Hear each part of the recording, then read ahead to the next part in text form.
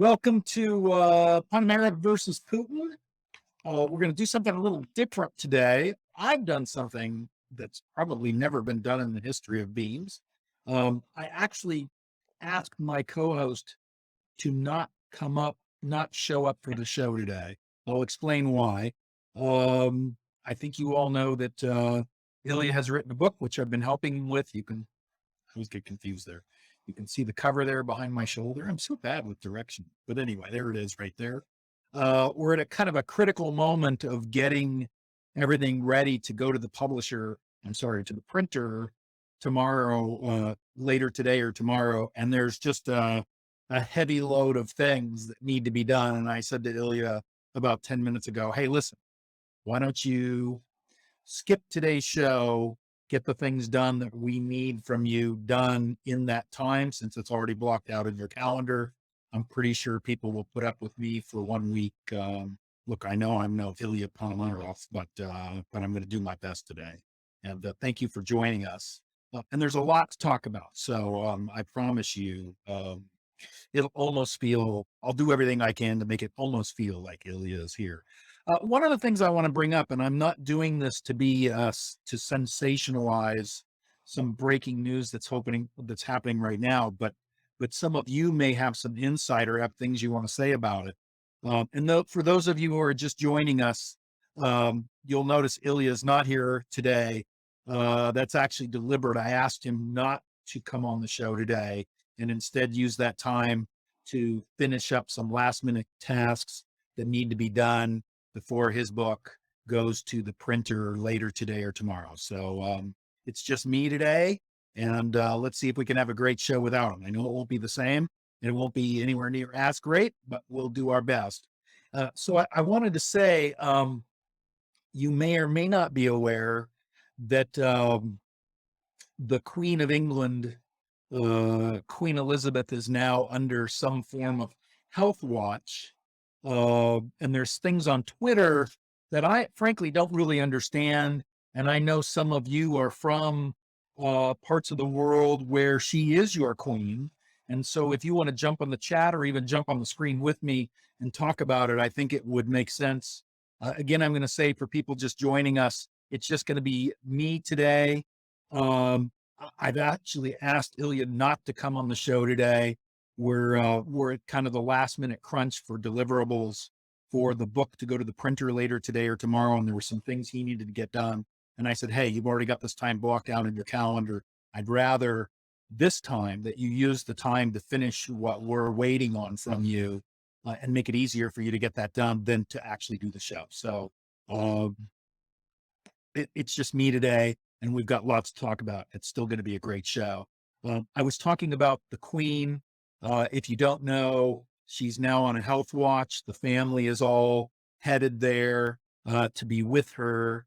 And if there's anyone from England or Canada or other parts of the world where she is your queen and you have things you want to say, or even to explain to those of us who are not, frankly, I don't have a great understanding of how the monarchy works and what happens next, the process and things like that.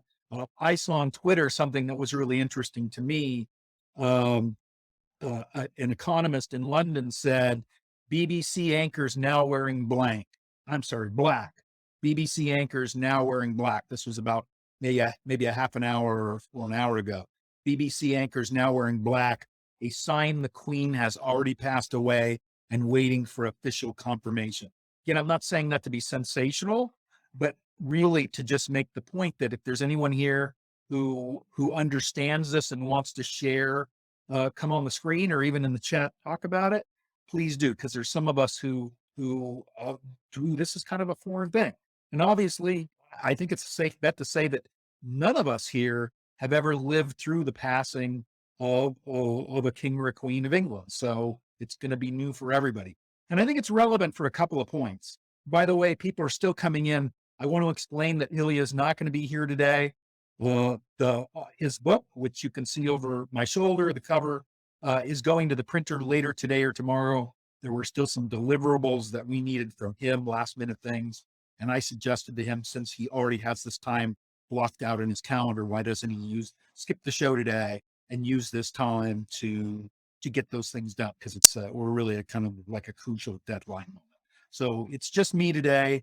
We're talking about the Queen, and I bring it up for a couple of reasons. One is, uh, again, not to be sensational about it or sensationalize her health condition, or even as this one tweet suggests, that maybe she has already passed away. Oh, Bonnie says she was 5 when, wow. Uh, I guess I was wrong about the math there, Bonnie, but it's still you were 5. What year was that? It's been an awful long time since the world has gone through this. And I think it's relevant to our conversation here for a couple of reasons.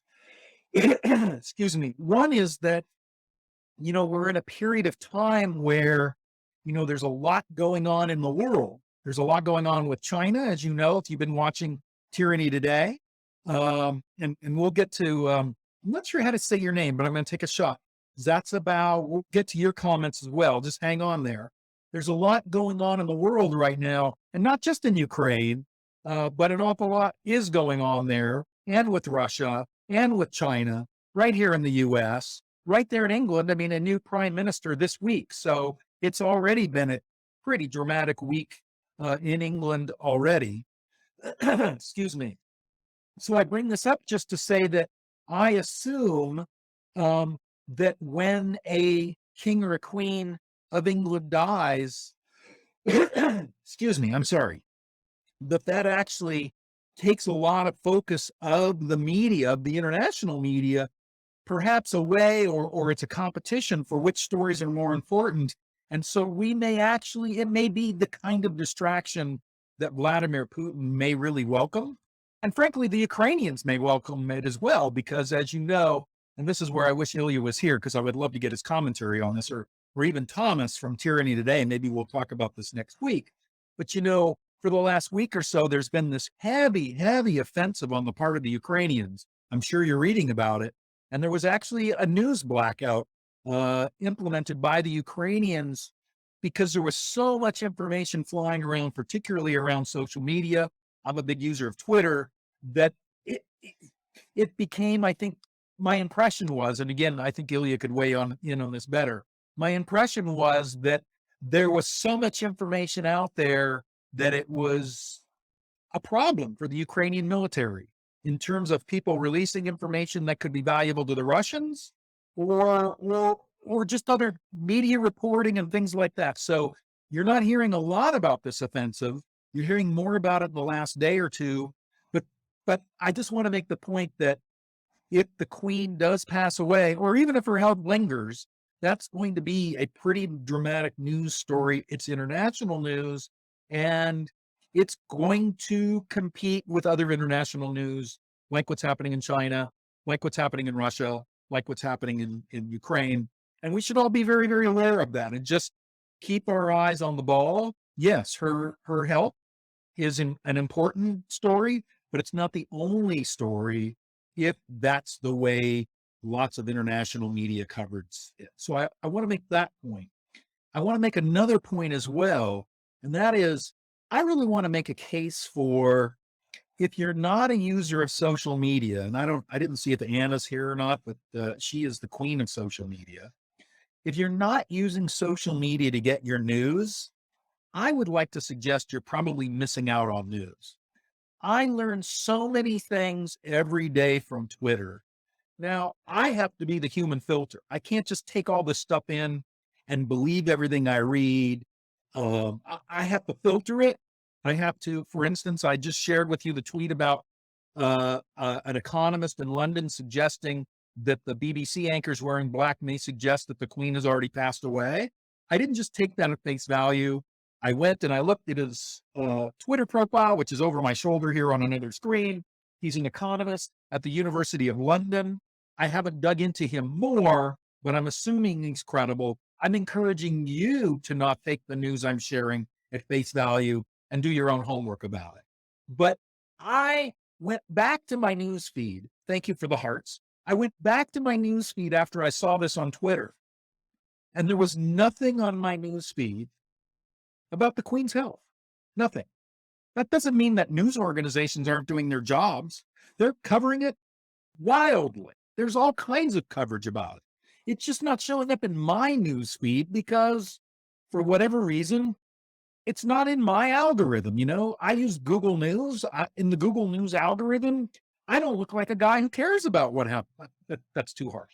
I don't look like a guy who algorithmically would be interested in this story. I said it too harshly before. And so, and I don't think that means anything about me. I am interested. I'm here talking about it right now. Obviously, I'm interested. And I'm sure at some point it would show up in my feed. But I will also tell you that I learn an awful lot about what's going on in Russia and in Ukraine and other countries engaged and supporting Ukraine and other countries that are supporting Russia.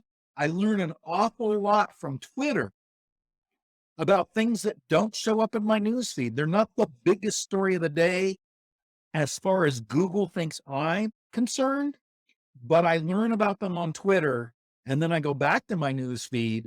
I Google Kharkiv or other things and learn more. Thank you.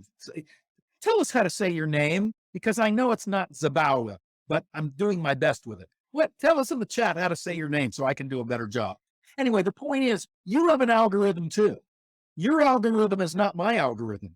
So you see stories I don't see. I see stories you don't see. And we both don't see stories in our news feeds that we want to see. So if you use social media to focus on people who are following things that are important to you, and by the way, follow people you disagree with 100%. Follow the people you have never, ever agreed with in your life. Follow the people who you only... Oh, I wish you were here to pronounce it. Zat Zoe. Tell me if I'm saying that right. Follow people you occasionally agree with. Follow people that you always agree with. Do the whole range. Am I doing that right? Yeah. Do the whole range of people that you love, people that you abhor, and everybody in between. Because that way, look, it doesn't do you any good to only read the news you agree with. In fact, it almost does you very little good to read. I'm going to call you BZ from now on. It does you very little good to read the news you already agree with. It's the stuff that's the easiest to read. It's the most comfortable to read, but it's the least, where it may be of the least value to you. If somebody you completely disagree with cites some news story on a news site that you completely disagree with, and you go and read it and you completely disagree with it, that's a great thing. That's a wonderful thing, because if you're smart, as you read that story, you're challenging yourself and saying, wait a minute, is there something to this? Is there, is this, I never thought about that. Or why do they think that? Or are there things that have happened that give them a legitimate reason to think that? How could I counter that in an argument if I was having or a debate? I was having a discussion with someone about this. Don't just passively read things, and read the things you agree the same way. Well, if I was on the other side, and I hate to put it as sides, but if I was on the other side and I was reading this, why would I disagree with it? Why would I think this was a completely invalid argument or an invalid source? Challenge yourself with everything you read, because you know what? And Ilya said this many times. It's not black and white. He'll even say about, sometimes I'll challenge him about something about Putin, and he'll say, it's not like that at all. It's easy to just assume everything bad that happens in the world that around Putin makes him a bad, evil guy. It's not true. I'm not saying he's not a bad guy. I'm just saying, particularly now, we live in such polarizing times. It's so easy to just say all bad, all good. And it's not true. Good people do bad things. Sometimes it's bad judgment. Sometimes it's because they're listening to people who they make bad judgment. Sometimes there's stuff going on underneath the hood that we don't understand, that, they're kind of trapped and have to make a decision that In another set of circumstances, they wouldn't make that decision. But right now, at this time, given these circumstances, I got to do this thing, even though it's not the thing my heart tells me I want to do. I mean, we all make those decisions, right? So think about the way you manage your money. Sometimes you go, got to pay this, got to pay that. Can't pay them both. Got to pay one or the other. I got to make a tough decision. I may be oversimplifying, but even leaders have to make those kinds of decisions. And by the way, this is not whataboutism for Vladimir Putin. When I said about him, the point wasn't that, sometimes he's a good guy and sometimes a bad guy. He's a bad guy. He's just not guilty of every bad thing that happens in the world. And it's better to be clear and accurate in your thinking about what's really going on. And so, okay, enough about that. I encourage you. I use Twitter. Other people use TikTok. I mean, I'm amazed at how much great information people get from TikTok. I'm not a TikTok user, but I know because people share it on Twitter that there's a ton of really valuable information there. Facebook, obviously, whatever your social media of choice is, use it to make sure you're getting a well-rounded collection of news every day. And then go to your favorite news site. When you see something on your favorite social media, go there and, double check. Is that accurate? Do I understand it? What am I missing? What's the point of view that's important here that I wouldn't have thought of? And the accuracy part is where you have to start, because there's a ton of stuff on social media, as we know, that's inaccurate for different reasons. I think we talked about this a long, long time ago when I was in Warsaw. There's disinformation and misinformation. And I may get the two definitions wrong, but, you'll get the concept here. One is deliberate. I think that's disinformation. So Russian trolls do things deliberately, put information on social media that's incorrect or untrue or misleading or propaganda deliberately to manipulate you. I think that's disinformation. Misinformation is, I see a tweet. I don't do my homework to make sure if it's true or not. I retweet it, or I tell my friend at lunch, and that information spreads. And I didn't do it deliberately. It was an honest attempt, but it was not a critical attempt. I mean, frankly, it may have been an honest attempt, but I failed in being critical and doing my homework to make sure that the information was honest. So you've got to use all of these sources to be informed. And it's important now more than ever because the information is flowing. So I just wanted to make a case for Twitter. And one of the reasons that's really on my mind today, and BZ, I am going to get to your comments, so just hang on there. I didn't forget about you. One of the reasons Twitter is really on my mind today is, and again, I wish Ilya was here. We'll ask him about this next week. But it appears that on his news site, February morning, and I'm going to put the link in here, it appears that there is some breaking news. Now, I have to be honest. I don't completely understand what's happening there. Hang on here. I'm going to, if you click that link I just put in there, you can go to Ilya's February morning news feed on Telegram, and why that's actually better than for us, most of us, than going on the actual February morning YouTube channel page is that on Telegram, once you open a story, there's a little button or link down below that says translate. And so you can translate it into English unless you speak Russian, in which case that's great. I think Agnieszka is here and she does speak Russian. But in any case, there's a story breaking there today. I don't completely understand it because I'm reading a English translation of something Ilya posted in Russian.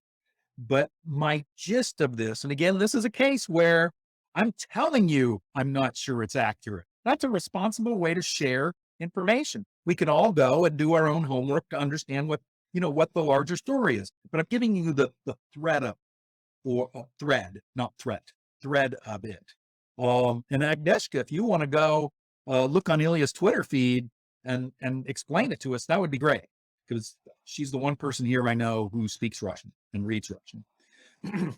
But if I understand correctly, the FSB, formerly known as the KGB, has been targeting local people that fit the profile of someone who might be part of these revolutionary forces that we've been talking with Ilya about.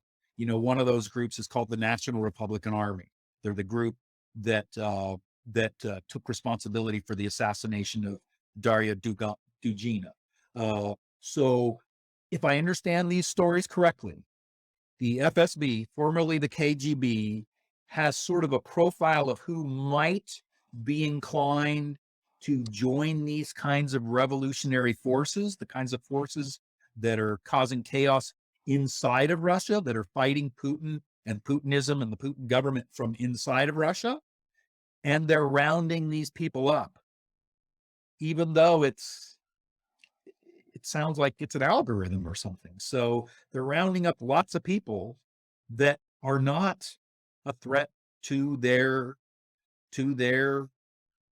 dictatorship, or autocratic government is more accurate, but they're rounding them up because, oh, here we are talking about an algorithm again. Essentially, they've created something like an algorithm that says, you, and you're bad people. Whether you're bad people, or I shouldn't say bad people, whether you're actually doing the things they're accusing you of or not. Here in the US, we would call this profiling people. They're profiling people and then rounding them up. Not just, again, if I understand correctly, not just watching them to see what they do, but actually rounding them up. Now let's think about this. What is this? What is the potential impact of this inside of Russia? Well, if people are starting to get rounded up and they haven't done anything wrong, a couple of outcomes are possible, right? One is they might start thinking, oh, I didn't know these groups like this existed. I should join a group like this or support it in some way. It also, as the news breaks, probably outside of Russia, probably from news sources like Ilya's February morning, it actually has a huge potential to backfire on the FSB, because it's drawing attention to groups that they don't want to draw attention to. But the point is, seems to be kind of a breaking news story today. And why this has to do with Twitter is, if I wasn't following Ilya and hitting translate on his tweets and then doing my best to interpret how Google is translating the stories, I wouldn't have a clue about this. And this is actually a case where it's interesting, because I knew I wanted to talk about this today on the show. And I knew there was a pretty good chance Ilya wasn't going to be here to explain it. And again, that's the one reason I'm sorry he's not here today, but we'll talk to him about it next week. But I did go online and Googled FSB to see if I could find some news about it. And I don't know enough to know if what I was reading was part of what Ilya was illustrating with his tweets. So it may be that Ilya is a little bit ahead of the curve of news as it's breaking to our Western media. And again, that's a great thing, great way to use social media. You're going to learn about things that are happening in other places. This isn't exclusive just to the invasion of Ukraine. If you use social media wisely, excuse me, you're going to learn about things happening in your community, which often doesn't get covered in local news as broadly as it used to, because local news is shrinking because of the internet, frankly. Even your state news, your country news, even global news, I wouldn't have even known this was happening if it wasn't for following a guy, happens to be Ilya, on Twitter, and then taking a moment to just click on his tweets in Russian. Oh, there we go. I didn't think to look on Ilya's Facebook page. Well, Lily, tell us what it says, because I didn't do my job. So I didn't do my job, but Lily helped me out. But there's so many lessons to learn here. Social media is a great source of information you probably wouldn't get anywhere else. If you're not sure of the facts, it's okay to talk about things, but be clear about what you know and what you suspect or what you think is true. Oh, Ilya's now put this in here. Ilya, thank you so much. I'm not a Facebook user, so it didn't occur to me to look there. Let's see here. I'm going to read this. There was no contact with them. I haven't worked with them before or after 2014. These are totally random people. Yeah, this was on Twitter as well, what Ilya is saying there, I believe, is that part of what the FSB is saying is that these random people, these people that have identified, I shouldn't go like this because Ilya's confirming they're random. If we trust Ilya, then we can trust what he says. These random people who have been identified by an algorithm or some profile, part of what they're accusing these people of doing is working with Ilya or February Morning. He says, I don't know them. About mass searches by journalists for her case of fakes. Former, no. Okay, I'm not going to read all this here. You can go look at it. Lily has put that link in the chat. Lucas, if you're here, can you make that a live link so people could just click on it? But really, one of the points here is you should be following Ilya on Twitter, and I should be following him on Facebook, and so should you. I just think this is a great example of important news that we may not hear about ever, or simply because it just doesn't, it's important to us, but it's not rising to the level of importance to the international media. And that's not a criticism of the media. They can only cover what they can cover. They only know what they know. And now with the Queen's health being what it is, we're also going to find out that a lot of attention is going there that might have otherwise gone to the situation in Russia and Ukraine. All right, I'm gonna get off that